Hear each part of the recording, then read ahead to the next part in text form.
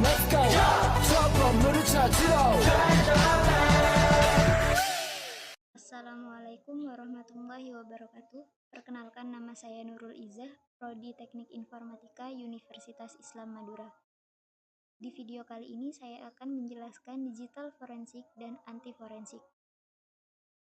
Apa itu digital forensik dan anti forensik? Digital forensik adalah proses ilmiah untuk mengidentifikasi, mengumpulkan, menganalisis, dan memelihara bukti digital dari perangkat elektronik untuk bertujuan penyelidikan atau proses hukum. Maksud identifikasi di sini dilakukan dengan menemukan perangkat atau data yang relevan dengan kasus. Sedangkan pengumpulan dengan cara mengambil data secara aman tanpa merusaknya. Dan untuk menganalisis, yaitu dengan cara mencari pola, petunjuk, atau informasi penting dari data yang dikumpulkan. Sedangkan memelihara yaitu dengan cara menjaga keutuhan data sehingga dapat digunakan sebagai bukti yang sah di pengadilan.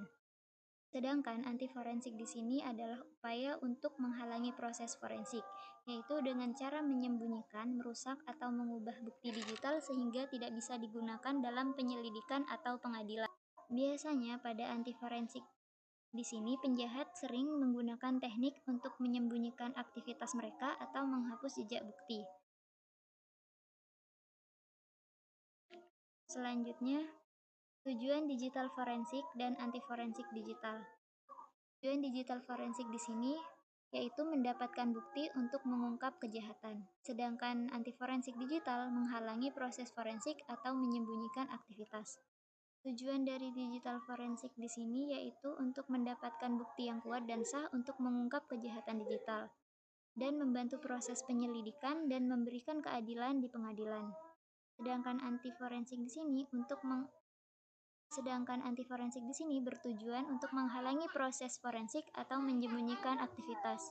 Tujuan dilakukannya anti forensik di sini yaitu untuk menyulitkan penyelidikan forensik, menyembunyikan, mengubah, atau menghancurkan bukti digital agar tidak bisa digunakan dalam penyelidikan atau pengadilan.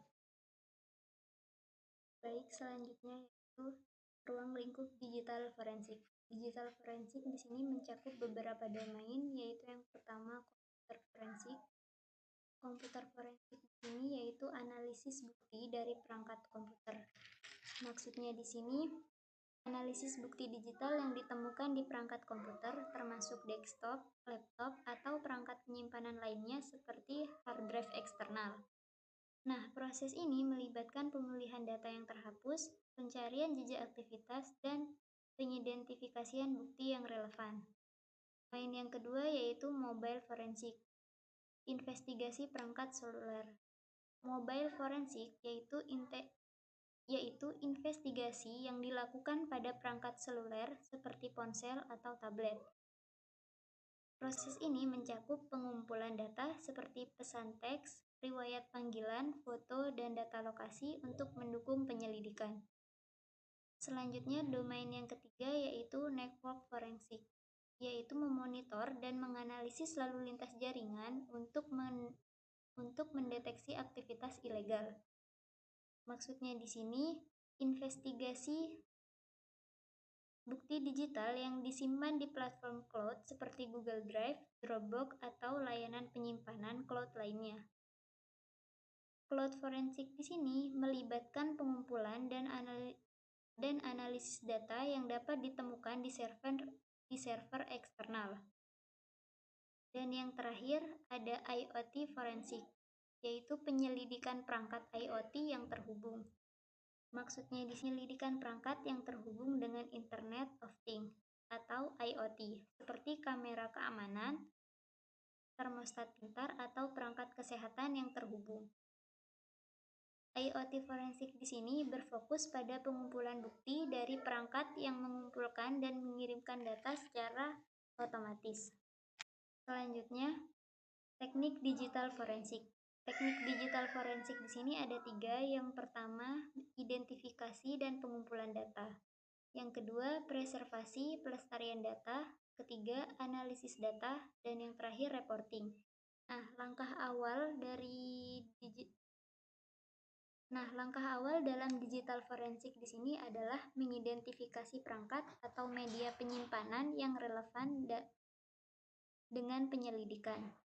Setelah itu, data dikumpulkan menggunakan alat khusus untuk memastikan tidak ada data yang rusak atau terhapus. Contoh alatnya yaitu ENCASE, FTK, dan autopsi.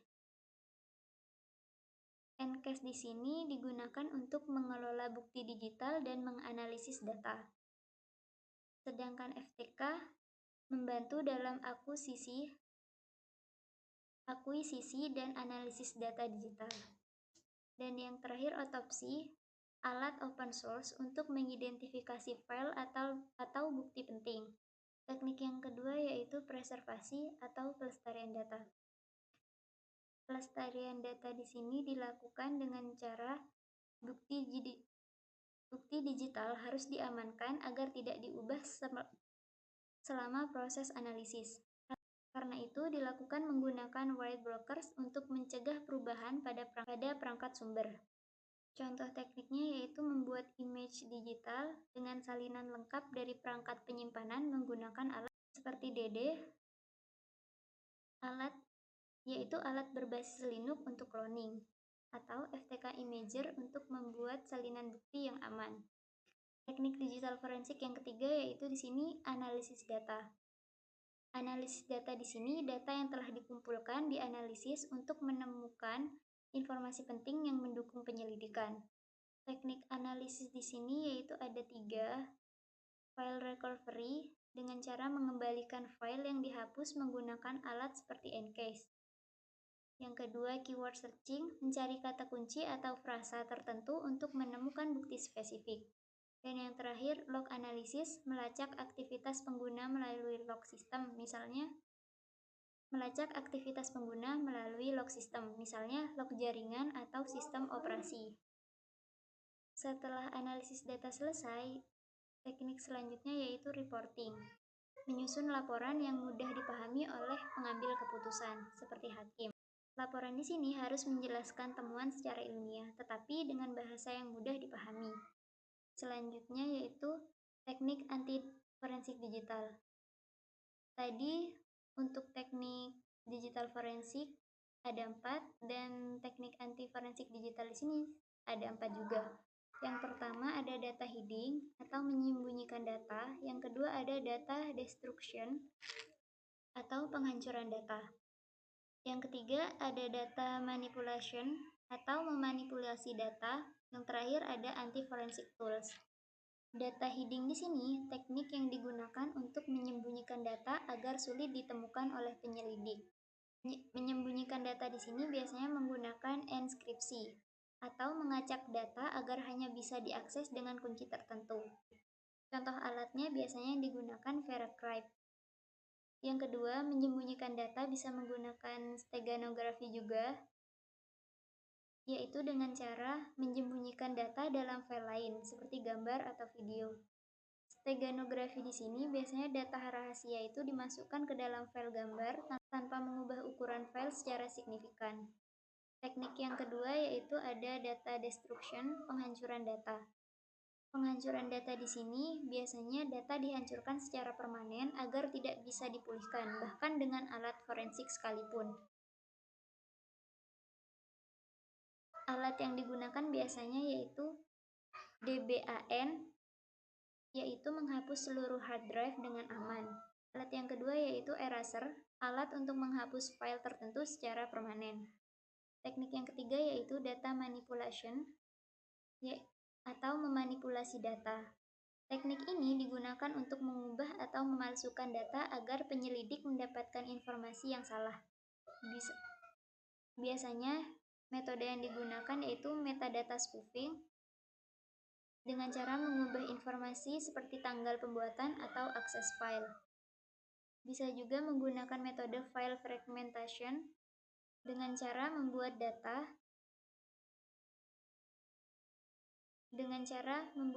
terpecah menjadi beberapa bagian kecil untuk menyulitkan analisis. Dan teknik yang terakhir yaitu anti-forensic tool. Anti-forensic tools ini merupakan alat-alat yang dirancang khusus untuk menghindari analisis forensik. Contohnya, timestamp untuk mengubah timestamp file, tanggal, dan waktu file dibuat. ada Black Beach untuk menghapus data secara menyeluruh, dan ada CCleaner yaitu untuk membersihkan file sementara dengan jejak aktivitas pengguna. Jadi kesimpulannya, digital forensik adalah alat penting dalam investigasi modern, tetapi tantangan besar muncul dari teknik anti forensik. Penting bagi para ahli forensik untuk selalu memperbarui pengetahuan dan alat mereka untuk mengatasi teknik anti forensik yang semakin canggih. Jadi bisa kita simpulkan, tujuan dari digital forensik di sini yaitu mengungkap dan menganalisis bukti digital, sedangkan anti forensik di sini menyembunyikan atau menghilangkan bukti. Mungkin cuman ini yang dapat saya sampaikan, kurang lebihnya mohon maaf. Wassalamualaikum warahmatullahi wabarakatuh.